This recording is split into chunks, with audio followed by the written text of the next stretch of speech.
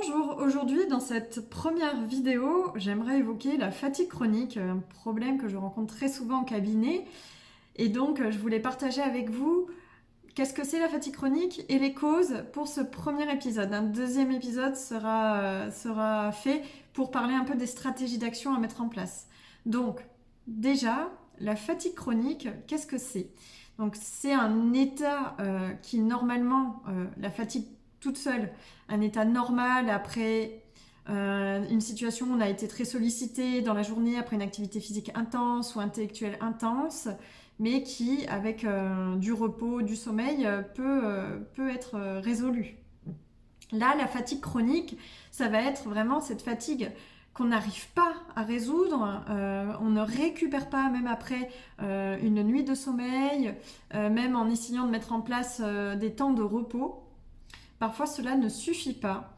Et donc là, on peut considérer qu'il y a fatigue chronique. Et au niveau biologique, on peut aussi le vérifier en étudiant ce qu'on appelle l'hormone cortisol, qui est une glande produite par nos glandes surrénales, qui est souvent défaillante, insuffisante en termes de quantité au cours de la journée, qui fait qu'on va être moins apte à gérer notre niveau d'énergie et on va avoir cette sensation de fatigue. En cas de fatigue chronique, on peut aussi avoir des dérèglements de production de cortisol. Par exemple, un cortisol qui va être plus produit en fin de journée et moins en début de journée, ce qui fait qu'on va avoir des ressentis en termes d'énergie différents. Par exemple, beaucoup de difficultés le matin à émerger, même l'heure qui suit le réveil. Et à l'inverse, en fin de journée, on va avoir un pic d'énergie, on va pouvoir être à fond. Et parfois, malheureusement, cela va être contre-intuitif parce qu'on va avoir tendance à veiller et à se coucher à des heures qui sont physiologiquement moins acceptables pour l'organisme. Voilà un peu pour cadrer cette situation de fatigue chronique. Ensuite, qu'est-ce qui va provoquer cette problématique? On a plusieurs volets. On a déjà le volet stress chronique que je mets en premier parce que celui-ci est vraiment omniprésent aujourd'hui dans notre société occidentale et on a un stress au niveau travail, bien sûr, mais au cabinet, je vais vraiment, et en consultation générale, je vais vraiment rencontrer des personnes comme des mères qui travaillent, qui ont des enfants, qui doivent gérer la maison, qui doivent gérer de tas de choses. C'est valable aussi pour les hommes, bien sûr, mais c'est un peu le cas de figure que j'ai en consultation.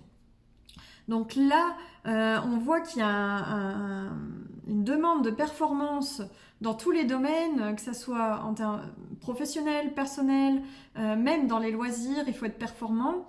Donc au bout d'un moment, le corps va saturer. On va commencer à avoir des signes justement qui vont nous alarmer, on va tomber plus souvent malade, on va avoir des faiblesses physiques, musculaires, des problèmes de concentration, brouillard mental, des choses comme ça. Et donc ce stress chronique aussi est très connu pour être le lit de nombreuses problématiques de santé. Donc on a la fatigue chronique, mais ça va être aussi le lit de problèmes immunitaires, de problèmes digestifs, etc. Donc ce stress chronique, voilà, il est présent un peu partout, mais c'est vraiment justifié et ça s'explique aussi au niveau biologique.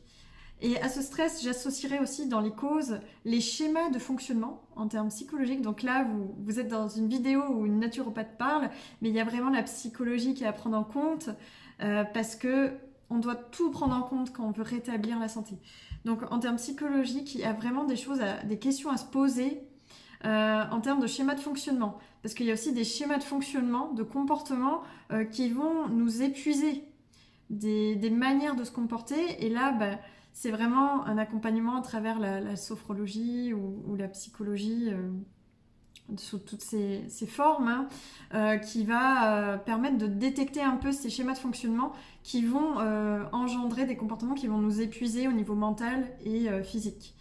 Donc ça, j'en parle parce que parfois, on peut vraiment faire tout correctement en termes d'alimentation, cadre de vie, hydratation, etc. Mais si le stress ou le comportement psychologique n'est pas travaillé à côté, on peut parfois retomber dans ces travers. Voilà, donc ces causes-là, déjà, stress, schémas comportementaux, psychologiques. Ensuite, quand on rentre plus dans la physiologie et les carences, les choses comme ça, donc troisième cause, les carences, donc qui vont faire que forcément, si on n'a pas le jus qu'il faut pour fonctionner, ça ne va pas aller au bout d'un certain temps. Même si le corps est magnifiquement capable de compenser des manques, mais sur le long terme, il n'y arrivera pas. Donc je pense notamment aux carences en fer, aux carences en magnésium, le stress chronique qui fait consommer beaucoup de magnésium et les carences en certains nutriments, des bonnes graisses, beaucoup de choses qui font que on va dans le long terme pas être assez efficace en termes biologiques pour gérer notre énergie. Ensuite, on a aussi différentes problématiques de santé qui vont avoir pour conséquence la fatigue chronique. Donc, on peut avoir la situation de l'endométriose, par exemple, certaines situations hormonales comme une thyroïde qui n'est pas assez efficace, qui est un peu au ralenti et qui fait que forcément, une des conséquences d'une thyroïde au ralenti, ça va être la fatigue. La fatigue, on ne récupère pas, on a besoin de dormir plus que les autres. Et on va vraiment avoir du mal à émerger le matin, on va avoir surtout la fatigue le matin. Et donc ça aussi, ça va être une des causes dans la partie cause liée à des problèmes de santé. Donc voilà, la fatigue surrénale en soi, dans la partie hormonale, mais qui est la conséquence aussi. Ça, on a aussi en autre cause tout ce qui est intoxication par des polluants et notamment les métaux lourds. Voilà, donc ça peut aussi être un élément participant à la fatigue chronique. Enfin, et pour terminer, j'évoquerai aussi tout ce qui est pollution magnétique, donc tout ce qui est ondes électromagnétiques.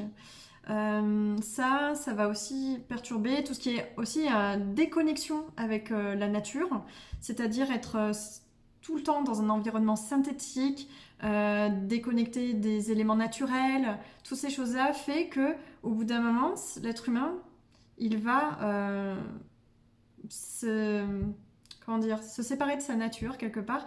Et moins on est au contact des éléments naturels, plus on peut aussi déclencher des symptômes de fatigue chronique parce qu'il y a plus cette recharge que peut nous apporter les éléments naturels comme le contact avec l'eau, le contact avec le vivant, les animaux, le contact avec les végétaux. Toutes ces choses-là, bien sûr, vont participer. Donc vous voyez, il y a plusieurs causes, mais elles sont souvent imbriquées les unes dans les autres. Donc il faut bien comprendre celle qui, on va dire, est la plus prédominante chez nous quand on est en fatigue chronique et ne pas oublier les autres causes qui peuvent participer et vraiment agir de manière globale. Donc je vais arrêter là pour cette première vidéo sur la fatigue chronique. On évoquera les stratégies après. En tout cas, je vous laisse vraiment bien réfléchir sur cette solution.